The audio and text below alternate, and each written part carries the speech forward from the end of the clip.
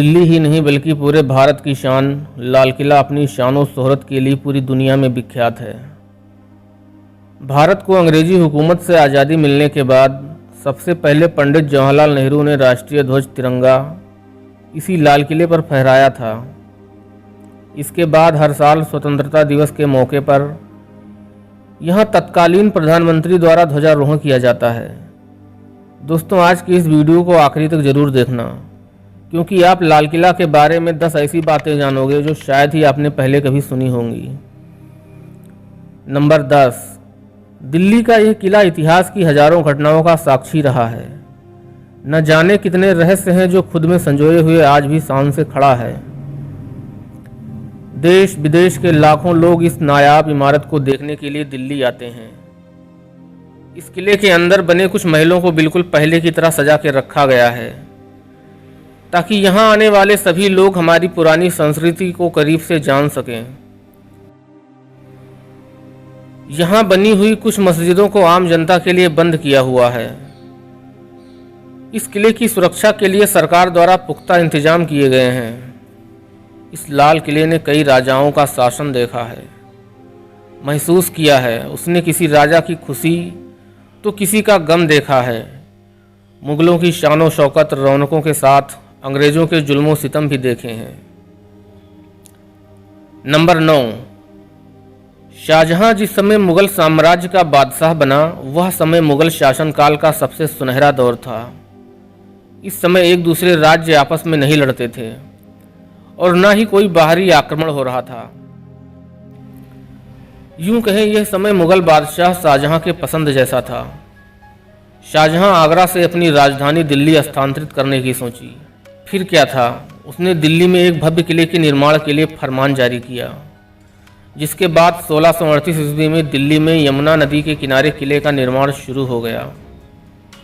Number 8, Shahjahan को लाल व सफ़ेद रंग बहुत पसंद था, इसलिए इसके निर्माण के लिए आगरा किले की तरह लाल पत्थर का चुनाव किया गया।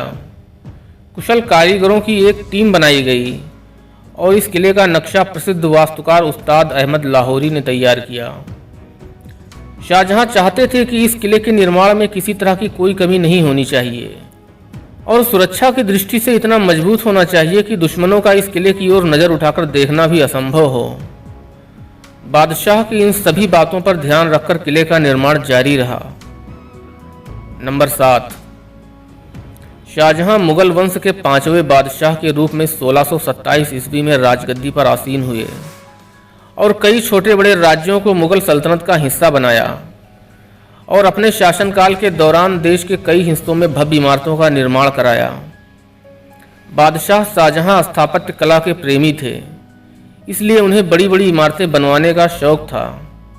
शाहजहां के शासनकाल को मुगल काल का स्वर्ण युग कहा जाता है।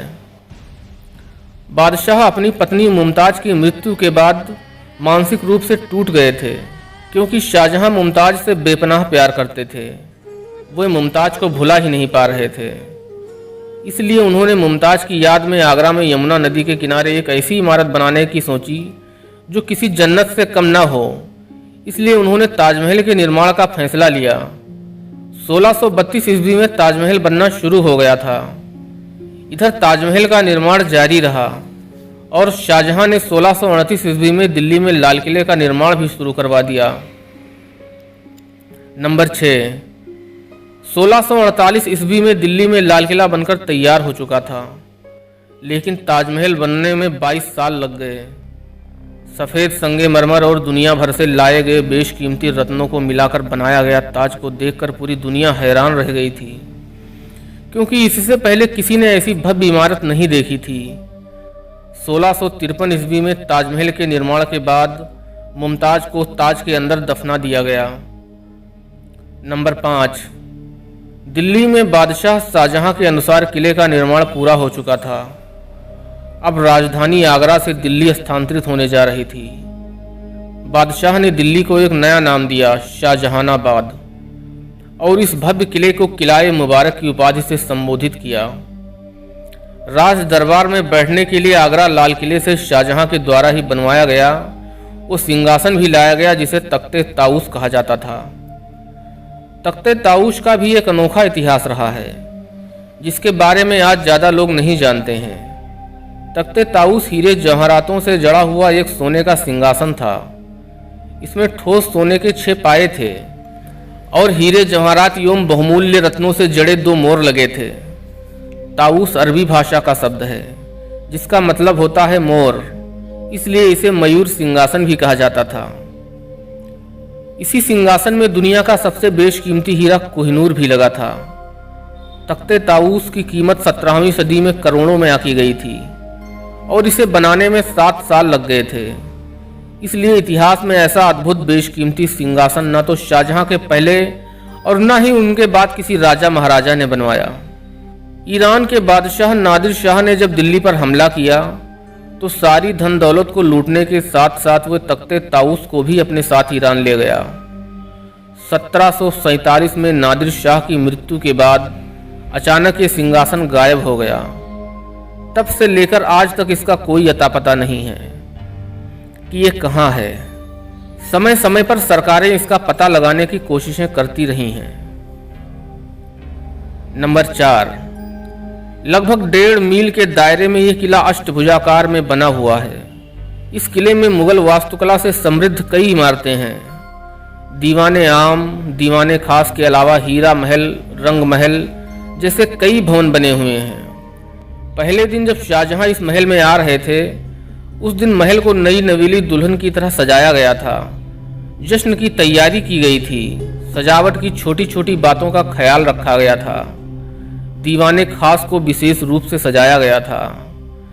दीवाने खास के बीचों बीच एक बड़ा सा झूमर लगाया गया था जिसे खास तौर पर अहमदाबाद में बनवाया गया था।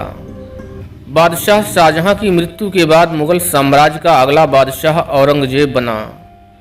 सभी मुगल बादशाहों में सिर्फ औरंगजेब ही अकेला ऐसा था जो अपने इस्लामिक नियमों के चलते शराब नहीं पीता था, लेकिन साथ ही उसे इतिहास में मुगल काल का सबसे क्रूर बादशाह माना जाता है। औरंगजेब ने अपने 3 सगे भाइयों को सत्ता के लिए मार दिया था। नंबर 3, 18वीं सदी आते आते मुगल साम्राज्य कमजोर होने लगा था। औरंगजेब के सत्ता से हटने के बाद लाल किला 30 सालों तक अपने योग्य शासक का इंतजार करता रहा। सन 1712 में जहांगीर शाह को दिल्ली का सुल्तान बनाया गया, लेकिन कुछ सालों में इनको मारकर फर्रुखसियार को बादशाह बना दिया गया। सन 1719 में लाल किले में मोहम्मद शाह रंगीला आ गए और 1739 तक राज करते रहे। इसके बाद 1739 ईस्वी के बाद लाल किले पर नादिर शाह का कब्जा हो गया। 3 महीने तक नादिर शाह इसी किले में रहा और सारी कीमती चीज़ों को लूटकर ईरान पहुंचाता रहा। सन 1752 में दिल्ली मराठाओं के हाथ में आ गई थी, लेकिन 1761 में मराठा पानीपत की तीसरी लड़ाई हार गए थे, जिसके बाद दिल्ली पर अहमद शाह का कब्जा हो गया था। नंबर 2, सन 1803 में Delhi Lal Qila British east India company के अधीन हो गई। आखिरी मुगल बादशाह बहादुर शाह जफर थे जिन्होंने 1857 की लड़ाई में अंग्रेजों को हरा दिया था और लाल किले को अपने अधीन कर लिया था। हालांकि ज़्यादा दिनों तक वे राज नहीं कर पाए। अंग्रेजों ने बहादुर शाह जफर को बंदी बनाकर रंगून भेज दिया और फिर से दिल्ली के लाल किले पर अपना अधिकार कर लिया। नंबर 1, कुछ तथ्यों के साथ कहा जाता है कि लाल किला शाहजहां के जन्म से सैकड़ों साल पहले ही बन चुका था। महाराजा पृथ्वीराज चौहान के नाना अनंगपाल तोमर ने दिल्ली को बसाया था और उसी समय यमुना नदी के किनारे एक विशाल किले का निर्माण करवाया था जिसे लालकोट कहा जाता था। जब शाहजहां ने अपनी राजधानी आगरा से दिल्ली स्थानांतरित करनी चाहिए तो सबसे पहले इसी लालकोट किले का इस्तेमाल किया। इस किले में शाहजहां ने कई भवन बनवाए और किले की मरम्मत करवा के इसे इस्लामिक रूप दे दिया।